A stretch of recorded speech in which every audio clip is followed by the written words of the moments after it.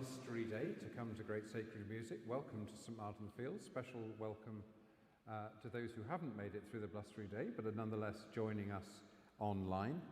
Our theme today is the word of the Lord, which is an intriguing phrase because it refers to the Bible, but it also refers to Jesus. And that interplay between the written word and the spoken word runs throughout the scriptures. What is the Bible about? You may think that's a big question for a Thursday lunchtime, but I'm going to try and answer for you in just a few sentences. The Old Testament is centrally about what happens to a people who go into exile and then find themselves asking two questions. How on earth did we get here? And in what sense is God still faithful? And you can understand all the different parts of the Old Testament if you understand that those are the two central questions. And so all the smiting that you get, that people say, oh, I don't like all the smiting that goes on in Joshua and Judges and so on, and all the stuff about the widow and the orphan and caring for the vulnerable, and all the stuff about idolatry, you got lots in the Old Testament about idolatry, they're all different readings of what went wrong in Israel's relationship with God. And the answer to the second question, in what sense is God still faithful, is what happens in the exile as Israel discovers a different face of God to what it had seen before, a face that I describe as a face of the God of with rather than the God of for, the God that suffers with Israel rather than fixes Israel's problems. And then if we go to the New Testament, then that picture of the Old Testament suddenly makes sense because the equivalent moment in the New Testament to the exile is the cross. The cross is the catastrophe that the whole of the New Testament is trying to come to terms with. And it asks the same two questions. How did the cross come possibly to happen? And in what sense do we actually see God's face more truly on the cross than we ever had before? So there you go. There's the Bible in 2 minutes. And we're going to explore different musical aspects on the word of the Lord today, and it's our tradition of Great Sacred Music to sing together at the beginning, as many of you will already know. So if you'd like to take your handout sheets, and if you hadn't picked them up on the way in, you'll find them just on the table very near the back. And we're going to start with a hearty hymn by Frances Jane Van Alstyne, better known by her maiden name Fanny Crosby, who wrote 8,000 hymns and songs, which became the linchpin of the tradition of revival music associated with Moody and Sankey's songbooks. She died in 1915. Publishers were reluctant to have too large a preponderance of hymns from one author in their hymnals, so she used 200 pseudonyms, believe it or not. She was blind from birth. According to her biographer, had it not been for her affliction, she might not have had so good an education or have so great an influence, and certainly not so fine a memory. There's something to conjure with. In 1873, she was visiting her friend Phoebe Knapp when Phoebe was having a pipe organ installed, as I'm sure many of you have had in your front rooms. Phoebe played Fanny a new tune on the piano, and Fanny wrote the hymn Blessed Assurance to it. Her inspiration was Philippians 1, for to me to live is Christ, and to die is gain. And it was printed in the felicitously entitled July 1873 edition of Guide to Holiness and Revival Miscellany. How about that for the title of a hymn book? Okay, that's enough description. We remain seated. The voices stand and lead us as we sing Blessed Assurance, Jesus is mine.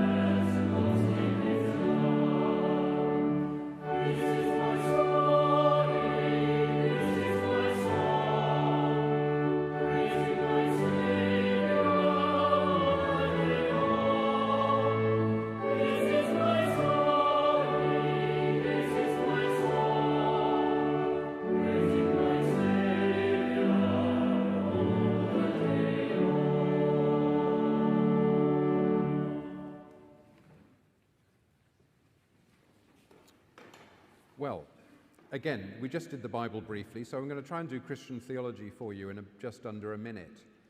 So if you imagine an hourglass and an aperture between the top of the hourglass and the bottom of the hourglass. If you imagine the top of the hourglass represents forever, what we could call essence, and the bottom of the hourglass represents existence, now, today, then the aperture between them, this is the biblical worldview, is Jesus. Jesus is the link between forever, things that never run out, and things that do run out today, our present existence. And conveying the truth of that is what a great deal of the biblical worldview is about. And we're going to hear two pieces now that are perhaps the two most celebrated passages in the New Testament that convey what I've just described in that hourglass image in the language of the New Testament. So the first comes from the beginning of John's Gospel. You may be familiar with it, perhaps read at the last lesson of 9 Lessons and Carols, where it describes the Word as that connection between forever and today. And then it goes on later, not in the passage in this piece, but later in John chapter 1 to describe that Word as the incarnate Jesus. And then we have 1 Corinthians 13, which you may well be aware, but it's often forgotten, was not written by Paul for weddings. It is actually written to discuss exactly the same point that I was just making about what are the things that last forever, faith, hope, and love, and what are the things that last for a limited time, the things that he perceived the Corinthians were over-focused on. So both of these passages in different ways are focusing on just that same theological point about what lasts forever and what lasts for a limited time. Let's enjoy them both now.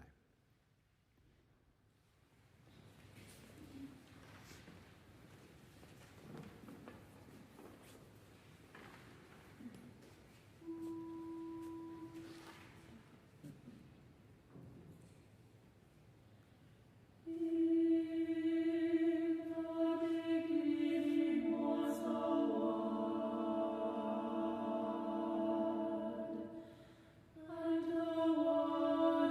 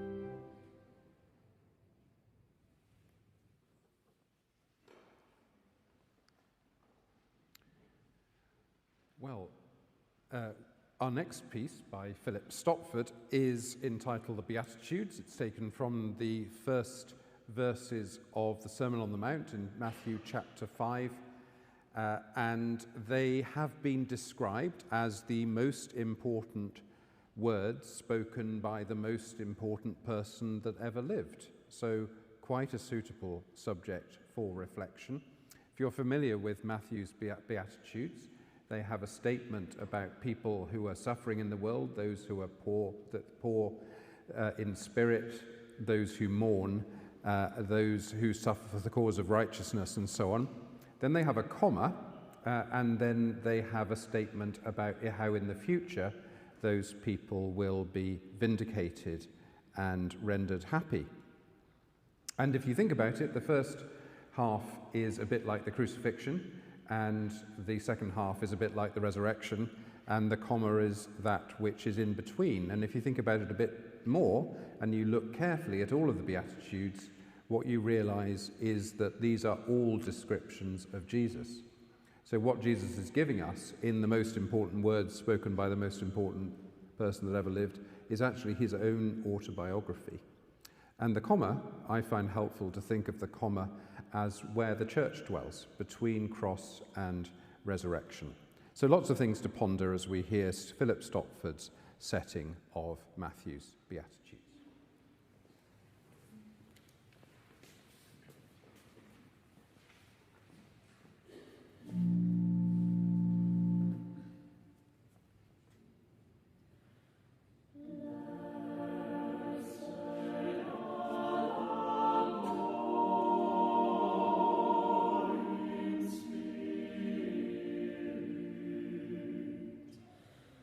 For there is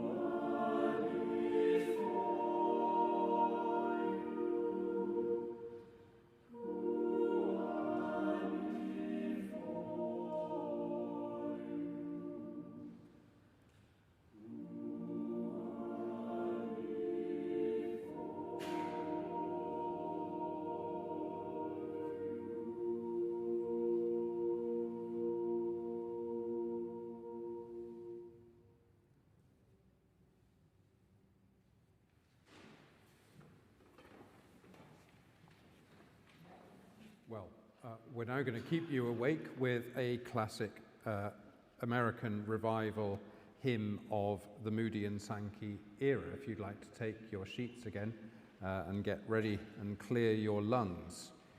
So the preacher of the revivalist era had three things to tell you. That you were a miserable sinner. Well, you probably, looking at some of you, you probably know that already, but that you're a miserable sinner, that you were lost in the flesh pots of the world, and that you were going to die. You might also be aware of that already, but the job of the preacher is to persuade you that Christ died for you. That deals with the first problem. That Christ the Good Shepherd comes and finds you. That deals with the second problem. And that you beyond death will be borne up by the angels to heaven. That deals with the third problem. And this is the perfect revivalist hymn because it captures all of that in straightforward poetry. So we remain seated, and the voices will stand and lead us as we sing, I Will Sing the Wondrous Story.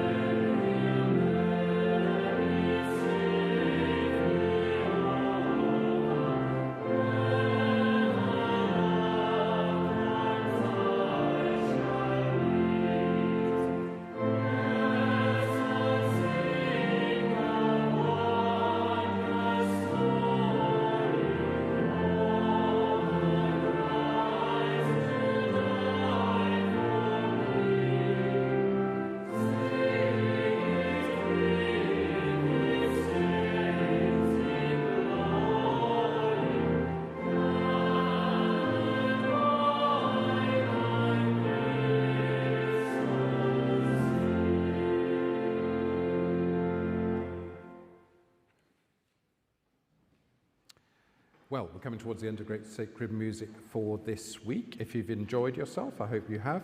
It's an opportunity to make a donation with a swipe or large wads of cash as you depart.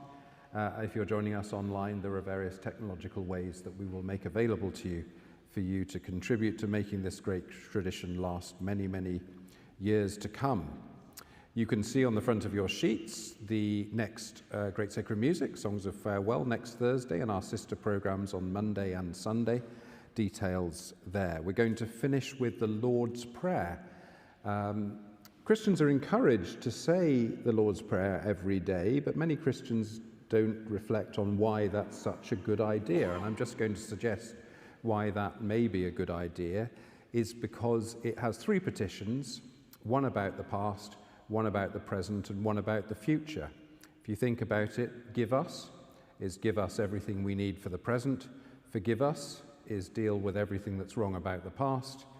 And deliver us is about deal with everything that we worry about the future. So saying the Lord's Prayer is really a comprehensive exercise in asking God to come to the Christian's life and address all the things that are beyond that person's own power. Here is perhaps a version of the Lord's Prayer you haven't heard before, and the most extraordinary thing you will hear today, and I promise you that, and I do not exaggerate, is that this setting of the Lord's Prayer was not set for worship. It was set to be used in a video game. I kid you not. Thanks for joining us.